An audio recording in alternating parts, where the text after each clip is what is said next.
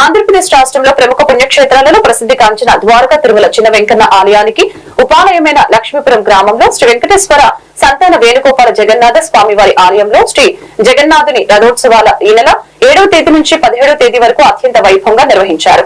ద్వారకా తిరుమల మండలం తిమ్మాపురం గ్రామ మహిళ భక్తులు స్వామివారికి వివిధ రకాల స్వీట్లను సమర్పించారు. చివరి రోజు స్వామివారి రథ మహోత్సవం శ్రీ వైకానస ఆగమ విధిగా దశావతార అలంకరణలో భాగంగా 10 రోజులు స్వామివారు కలియుగ ప్రత్యక్ష దైవం శ్రీ వెంకటేశ్వర స్వామిగా అలంకరణలో భక్తులకి దర్శనమివ్వటం జరిగింది.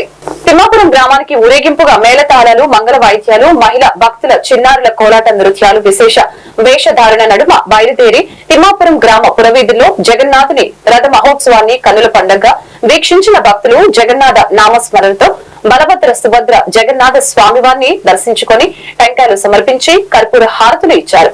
ఆలయ అధికారుల గ్రామ పెద్దలు పర్యవేక్షణలు తిరుగుతూ ప్రయాణమైన స్వామివారి సన్నిధికి చేరుకున్నారు.